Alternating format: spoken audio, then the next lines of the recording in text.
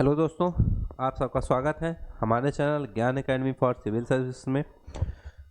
आप सभी को पता है हम बिहार पीसीएस का पीवाईक्यू सॉल्व करा रहे हैं। आपको हिस्ट्री का पीवाईक्यू सॉल्व करा रहे हैं। एंशिएंट हमने ख़त्म कर दिया है। एंशिएंट के प्रीवियस ईयर क्वेश्चन हम पढ़ा चुके हैं। आपको मिडिवल पहुँचे हैं। मिडिवल के बाद हम मॉडर्न पे आएंगे। ठीक है, उसी क्रम में आज आपके सामने नेक्स्ट क्वेश्चन आपके सामने है।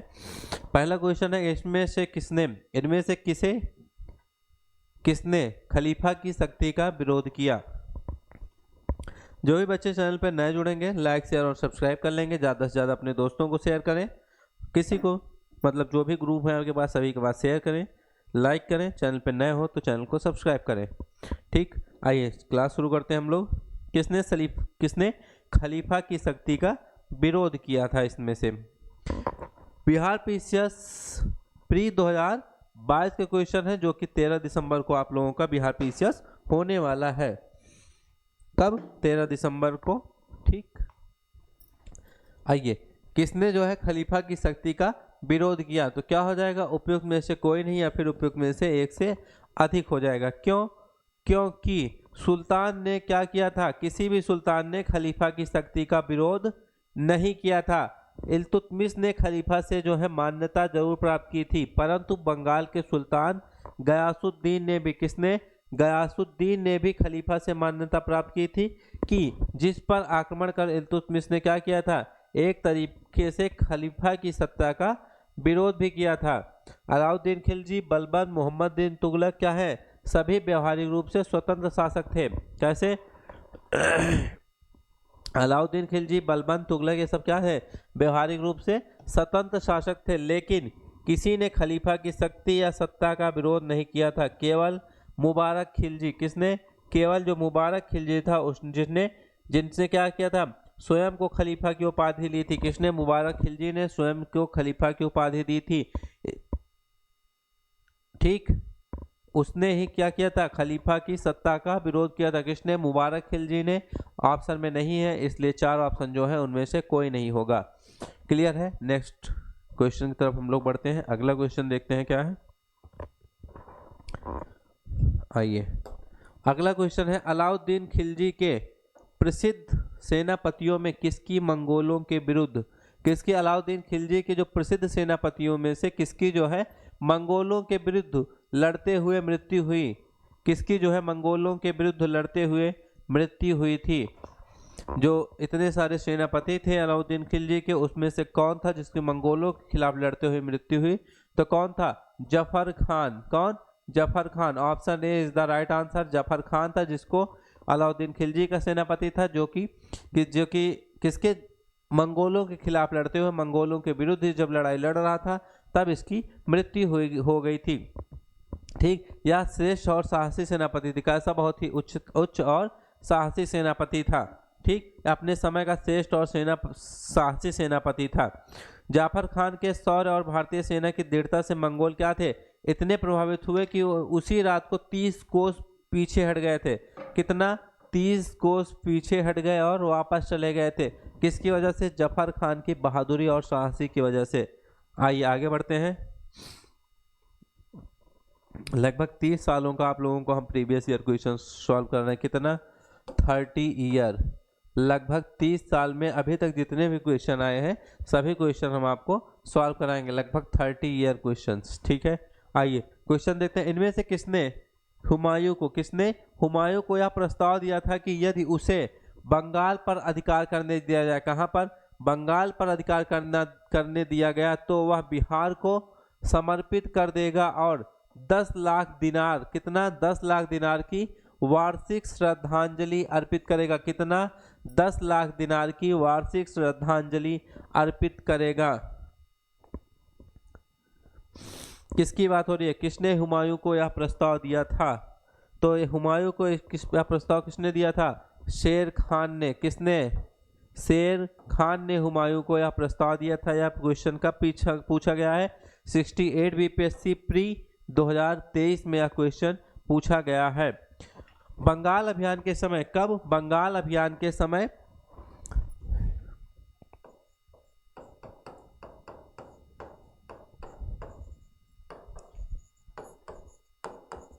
किस कब की बात हो रही है? बंगाल अभियान के समय शेर खान ने हुमायूं को प्रस्ताव दिया था कि अगर बिहार जो है हुमायूं को सौंप देगा, ठीक, कि वह अगर जो है बिहार हुमायूं को सौंप देगा यदि उसे बंगाल का अधिकार करने दिया जाए। ठीक, किसने? शेर खान ने कहा वह उसे बिहार क्या करेगा? हुमायूं को सौंप देगा अगर उसको बंगाल पर अधिकार करने दिया जाए। साथ ही वह कितना? 10 लाख दिनार का वार्षिक श्रद्धांजलि भी अर्पित करेगा। कितना? 10 लाख दिनार का वार्षिक श्रद्धांजलि भी अर्पित करता। चलिए आगे बढ़ते हैं।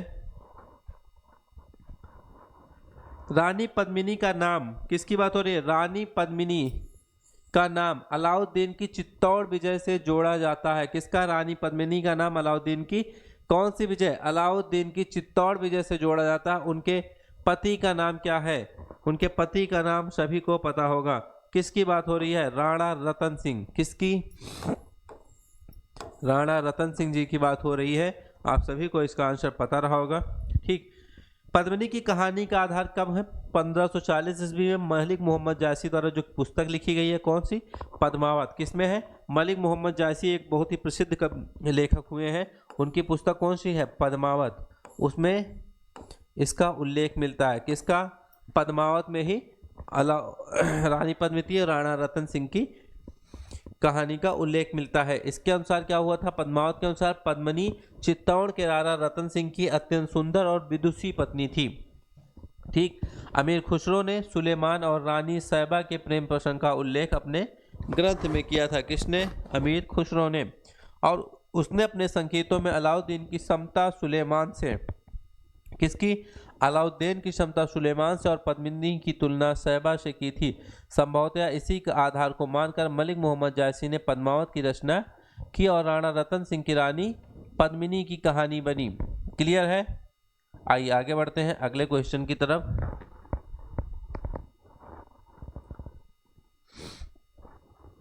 अलाउद्दीन खिलजी के आक्रमण के समय, किसके? अलाउद्दीन खिलजी के आक्रमण के समय देवगिरी का शासक कौन था? किसके? अलाउद्दीन खिलजी के समय देवगिरी का शासक कौन था? अलाउद्दीन खिलजी के समय देवगिरी के शासक कौन थे? रामचंद्र देव। कौन? अलाउद्दीन खिलजी के समय देवगिरी का शासक कौन था? रामचंद्र देव थे। अलाउद्दीन खिलजी के समय देवगिरी का शासक कौन? रामचंद्र देव था। 1296 ईस्वी में देवगिरी का शासक रामचंद्र देव ने अलाउद्दीन के सफल आक्रमण से, किससे? अलाउद्दीन ने जो आक्रमण किया उसके सफल आक्रमण से बाध्य होकर उसे प्रतिवर्ष एलिचपुर की आय भेजने का वादा किया था। कहाँ की? एलिचपुर की आय भेजने का वादा किया था। लेकिन क्या हुआ? परंतु 1305 ईस्वी में, कब? 1305 ईस्वी और 1306 ईस्वी में उसने उसे उस कर को क्या किया? दिल्ली नहीं भेजा, जिस कारण 1307 ईस्वी में अलाउद्दीन ने मलिक कफूर के नेतृत्व में, किसके? मलिक कफूर के नेतृत्व में एक सेना देवगिरी पर आक्रमण करने के लिए भेज दी। ठीक है, तब राजा रामचंद्र देव क्या हुआ? युद्ध में पराजित हुआ और उसने क्या किया? आत्मसमर्पण कर दिया। कौन? राजा रामचंद्र देव। आइए अगला क्वेश्चन देखते हैं। किस सुल्तान के काल में खालिसा भूमि अधिक पैमाने में विकसित हुई है? किसकी बात हो रही है? किस सुल्तान के काल में कौन सा खालिसा भूमि अधिक पैमाने पर विकसित हुई?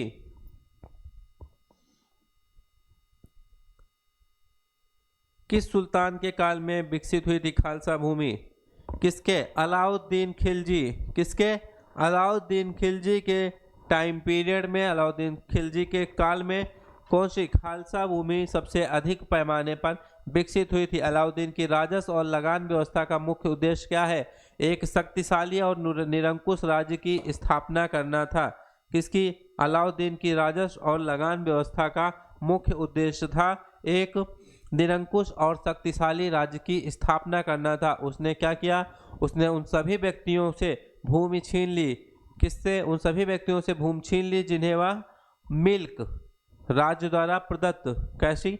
मिल्क मतलब जो राज्य द्वारा प्रदत्त संपत्ति होती है, इनाम होता है या फिर इंदारत पेंशन होती है, तथा वक्फ मतलब धर्मार्थ प्राप्त भूमि, ठीक है, आदि के रूप में जो इनको सभी को भूमि मिली थी। खालिसा भूमि अधिक पैमाने पर विकसित हुई थी उस टाइम पर। क्लियर है? तबीयत थोड़ा सा खराब है तो उसके लिए माफी चाहते हैं। चलिए अगले क्वेश्चन की तरफ बढ़ते हैं। अलाई दरवाजा का निर्माण किस सुल्तान ने करवाया? किसकी बात हो रही है? अलाई दरवाजा की बात हो रही है। अलाई दरवाजा का निर्माण किस सुल्तान ने करवाया था? किसकी बात हो रही है? अलाई दरवाजा की बात हो रही है। अलाई दरवाजा का निर्माण किस सुल्तान ने करवाया? अलाउद्दीन खिलजी ने। किसने? अलाउद्दीन खिलजी ने अलाई दरवाजा का निर्माण करवाया था। किसने? अलाउद्दीन खिलजी ने अलाई दरवाजा का निर्माण कराया। अलाई दरवाजा का निर्माण अलाउद्दीन खिलजी ने कहां पर करवाया था? कुतुब मीनार के निकट। अलाई दरवाजा का निर्माण कहां पर? कुतुब मीनार के निकट करवाया था। किसके? कुतुब मीनार के निकट। कुतुब मीनार के निकट करवाया था। इसका निर्माण किससे? लाल पत्थर और संगमरमर के द्वारा हुआ है। किसके? लाल पत्थर और संगमरमर के द्वारा हुआ है। इसे 1311 ईस्वी में क्या किया गया था? बनाकर तैयार किया गया। बनाकर तैयार हुआ इल्तुतमिश के मकबरे की तरह। कैसा? इल्तुतमिश का जो मकबरा है उसी की तरह इसमें एक चौकोर बड़ा कमरा है। कैसा? एक चौकोर बड़ा कमरा है जिसकी छत पर एक गुंबद है। क्या है? जिसकी छत पर एक गुंबद है। इसकी चारों दीवारों की ओर क्या है? इसकी चारों दीवारों में एक मेहराब द्वार। क्या है? इसकी चारों दीवारों में एक मेहराब द्वार प्रवेश द्वार है। कैसा है? मेहराबदार प्रवेश द्वार है इसकी चारों दीवारों में। क्लियर है? आइए अगले क्वेश्चन की तरफ बढ़ते हैं। दिल्ली के किस सुल्तान ने सबसे ज्यादा नहरों का निर्माण किया था? किसने? दिल्ली के किस सुल्तान ने सबसे ज्यादा नहरों का निर्माण किया था? बताइए आप लोग। दिल्ली के किस सुल्तान ने सबसे ज्यादा नहरों का निर्माण किया था?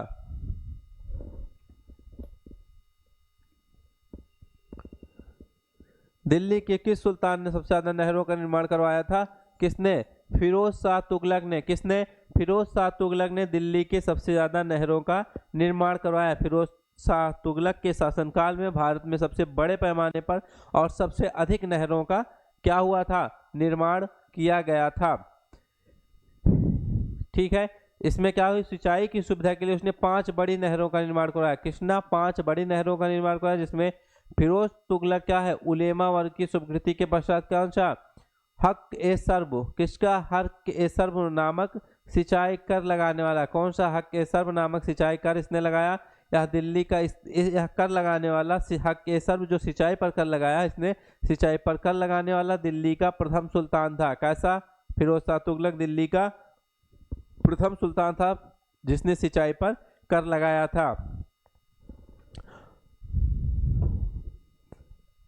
क्या करना पड़ता था इसमें? जो कर था उसमें उस कर के लिए किसानों को जो सिंचाई के लिए शाही नहरों का पानी प्रयोग में लाते थे अपनी पैदावार का 1/10 भाग किसको? सरकार को देना पड़ता था। कितना? अपनी पैदावार का 1/10 भाग सरकार को देना पड़ता था उन किसानों को जो शाही नहर को प्रयोग में लाते थे। क्लियर है? चलिए अगले क्वेश्चन की तरफ बढ़ते हैं। फिरोज तुगलक द्वारा स्थापित दार उल सफा क्या था? किसकी बात हो रही है? फिरोज तुगलक द्वारा स्थापित दार उल सफा क्या था? बिहार पीएसपी 2011 का क्वेश्चन है। दारुल सफा क्या था? ये एक खैराती अस्पताल था। दारुल सफा एक खैराती अस्पताल था। खैराती अस्पताल मतलब ऐसा अस्पताल जहां पर फ्री में सभी की सुविधा, सभी प्रकार की सुविधाएं थी। एक अच्छे तरह के हकीम यहाँ पर थे। ठीक है। राज्य के खर्च पर क्या की गई थी? इसकी व्यवस्था की गई थी। राज्य के खर्च पर हज की व्यवस्था करने वाला कौन था? पहला भारतीय शासक कौन था? राज्य के खर्च पर पहला भारतीय शासक कौन था? फिरोज शाह तुगलक था जिसने क्या किया? दारुल सफा। किसकी? इसने दारुल सफा नामक एक खैराती अस्पताल की स्थापना की थी। इसमें कुशल हकीम रखे गए थे, मतलब अच्छे हकीम रखे गए थे खैराती अस्पताल में। ठीक। आइए आगे बढ़ते हैं अगले क्वेश्चन की तरफ। निम्नलिखित में से किस सुल्तान ने बेरोजगारों को रोजगार दिलवाया?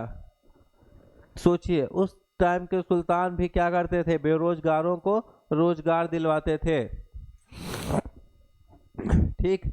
तो किसकी बात हो रही है? किस सुल्तान ने बेरोजगारों को रोजगार दिलवाया? किसने दिलवाया था? फिरोज तुगलक ने बेरोजगारों को रोजगार दिलवाया था। किस सुल्तान ने? फिरोज शाह तुगलक ने। फिरोज शाह तुगलक ने सामान्य लोगों की भलाई के लिए कुछ उपकार कार्य किए थे। जैसे नियुक्ति के लिए एक दफ्तर, कौन सा, रोजगार दफ्तर खोलकर प्रत्येक मनुष्य के गुण और योग्यता की, कैसी, उसके गुण और योग्यता की पूरी जांच पड़ताल करता था। फिर उसकी जांच पड़ताल के अनुसार उसको यथासंभव अधिक से अधिक लोगों को क्या करता था, नियुक्ति देकर उसको बेकारी की समस्या को हल करने का प्रयास किया था।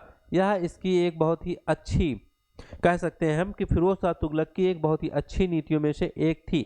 अगर ये अभी भी हो तो कितना अच्छा रहेगा। ठीक है, लेकिन चलिए कोई बात नहीं, आगे बढ़ते हैं अगले क्वेश्चन की तरफ।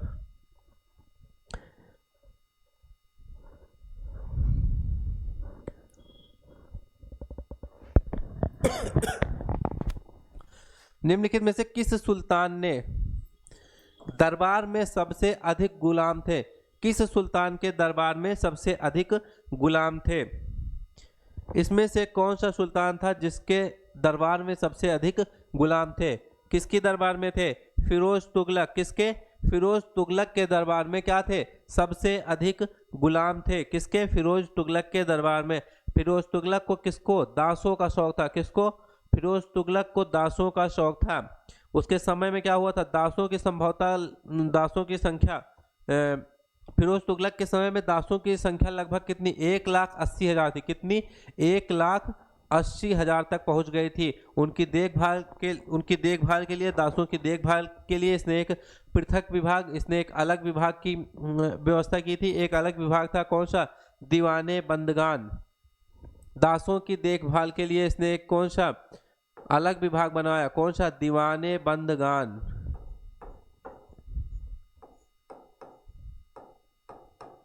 दीवाने बंदगान किसके लिए था? दीवाने बंदगान दासों की देखभाल के लिए था।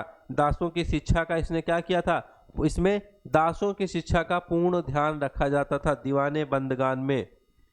ठीक है, आइए अगला क्वेश्चन देखते हैं। निम्नलिखित में से किस सुल्तान ने फलों की गुणवत्ता सुधारने के लिए उपाय किए? किस सुल्तान ने किसकी? फलों की गुणवत्ता सुधारने के लिए उपाय किए थे?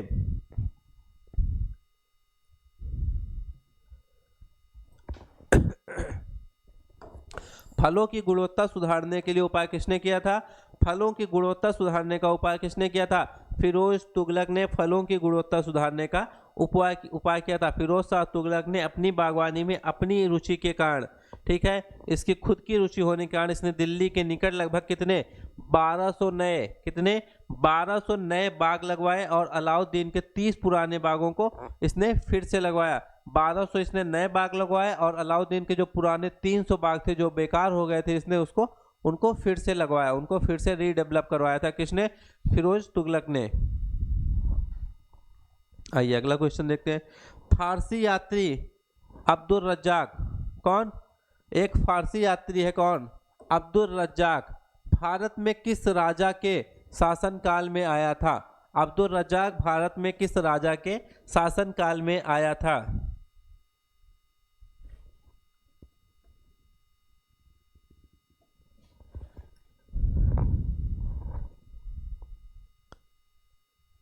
किसके शासनकाल में आया था?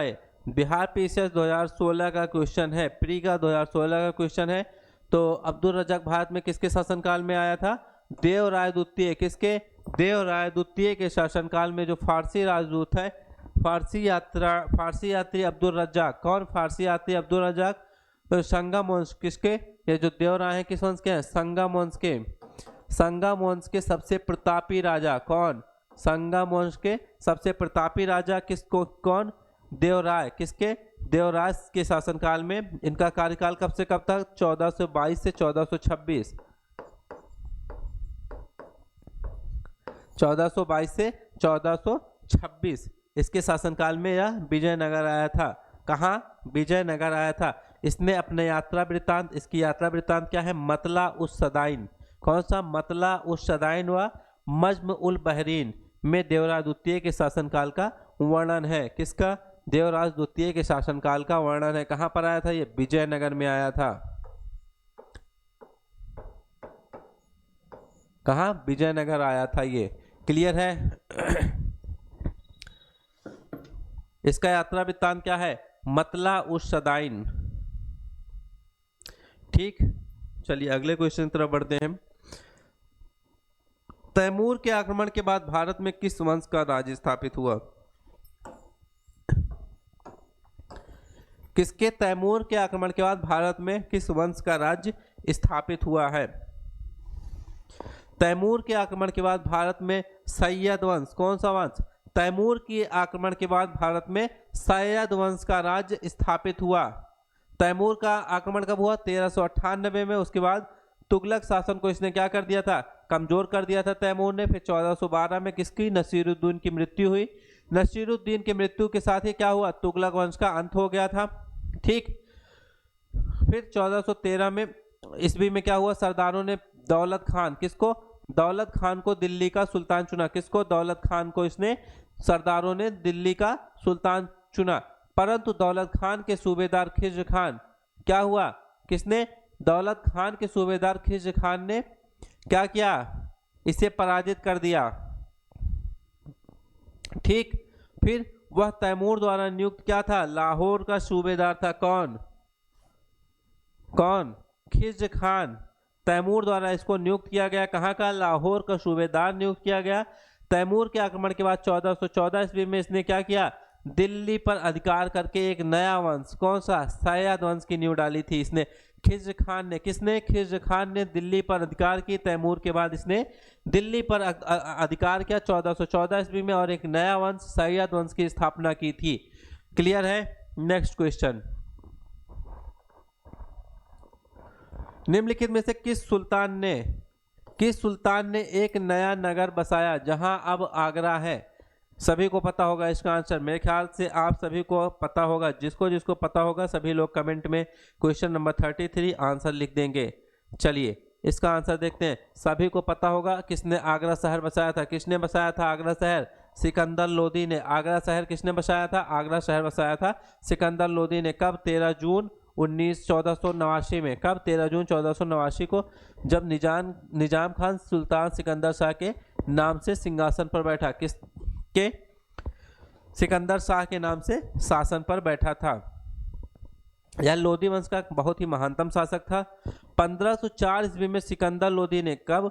1504 ईस्वी में सिकंदर लोदी ने राजस्थान के शासकों पर नियंत्रण के उद्देश्य से क्या किया? यमुना नदी के किनारे आगरा नामक जो था नगर बसाया था। किसने? सिकंदर लोदी ने। कब? 1503 ईस्वी में। कहां पर?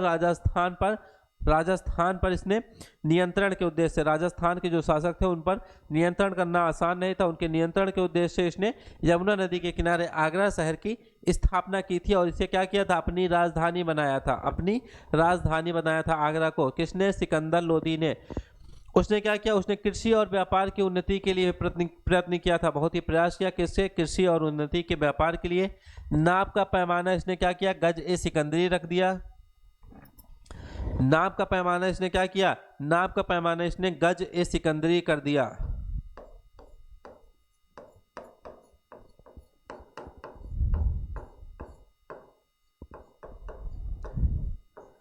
ठीक। नाप का पैमाना इसने क्या किया?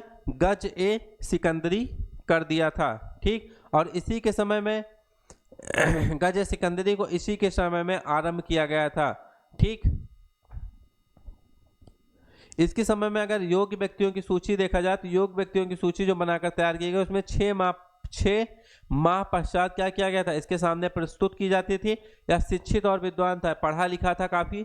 तो इसके स्वयं के आदेश से क्या हुआ था? एक आयुर्वेद ग्रंथ का, किसका? एक आयुर्वेदिक ग्रंथ थी, उसका क्या किया गया था? उसका फारसी में अनुवाद किया गया। इसका नाम क्या था? फरहंगे सिकंदरी। उसका नाम क्या था?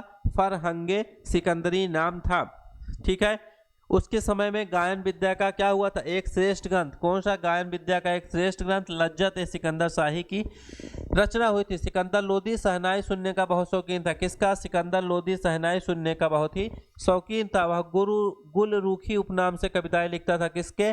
गुल रूखी उपनाम से यह कविताएं भी लिखता था। कौन? सिकंदर लोदी। क्लियर है? आइए अगले क्वेश्चन की तरफ बढ़ते हैं। विजयनगर साम्राज्य के संस्थापक कौन थे? सभी को पता होगा। आप सभी को इसका आंसर जरूर पता होगा। आंसर कमेंट में बताइएगा आप लोग। ठीक है। कब? 2022 में 67 बीपीएससी प्री 2022 में एक क्वेश्चन आया। विजयनगर साम्राज्य के संस्थापक कौन थे? तो विजयनगर साम्राज्य के संस्थापक कौन थे? हरिहर और बुक्का। कौन? विजयनगर साम्राज्य के संस्थापक हरिहर और बुक्का थे। ठीक, किसकी बात हो रही है? हरिहर और बुक्का की बात हो रही है, जिन्होंने विजयनगर साम्राज्य की स्थापना की थी। मोहम्मद बिन तुगलक के शासनकाल में 1336 में, कब? मोहम्मद बिन तुगलक के शासनकाल में 1336 में हरिहर और बुक्का जो दोनों भाई थे, इन दोनों भाइयों ने इस राज्य की राजधानी हम्पी थी। ठीक है, कहां पर? जो विजयनगर साम्राज्य की स्थापना की, इसकी राजधानी क्या थी? हम्पी थी, जो कि तुंगभद्रा नदी के किनारे स्थित थी। कौन सी नदी? तुंगभद्रा नदी के किनारे स्थित है। अभी भी कहां पर है? अभी भी हम्पी है। हम्पी 50 रुपए के नोट में भी है हम्पी शायद। ठीक है, हाँ, कर्नाटक में है। क्लियर है? तो हम्पी को इसने क्या किया था? अपनी राजधानी बनाया था, जो कि तुंगभद्रा नदी के किनारे स्थित थी। आइए अगला क्वेश्चन देखते हैं। विजयनगर के उस पहले शासक की पहचान करें जिसने बहमनियों से गोवा को छीना। किसने? विजयनगर के उस पहले शासक की पहचान करें जिसने बहमनियों से क्या किया था? गोवा को छीना था।